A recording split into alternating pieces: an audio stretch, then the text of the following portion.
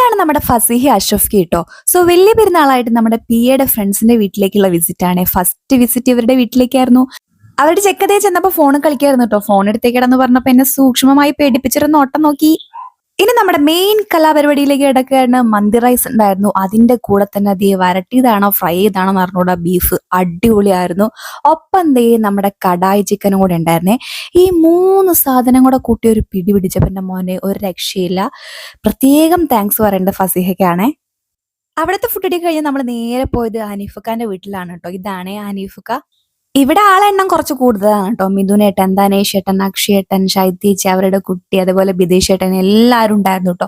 ഞങ്ങൾ അടിപൊളിയായിട്ട് ഇത് എൻജോയ് ചെയ്ത് വർത്താനം പറഞ്ഞുകൊണ്ട് ഫുഡ് കഴിക്കുകയാണ്. നല്ല അടിപൊളി ഫുഡായിരുന്നു. ഭക്ഷണം കഴിഞ്ഞാൽ കുറച്ച് മധുരം വേണമെന്നാണല്ലോ, അതുകൊണ്ട് ദേ എല്ലാവരും കൂടെ ലാസ്റ്റ് കുറച്ച് സേമിയ പായസം കുടിച്ചൊരു ഫോട്ടോവും കാച്ചിട്ടാണ് അവിടുന്ന് പോകുന്നത്. പിന്നെ നമ്മൾ നേരെ പോയത് ഹാരിസിക്കയുടെ വീട്ടിലാണ് കേട്ടോ. അതാണ് ഹാരിസിക്ക. അവിടെ ചെന്നപ്പോൾ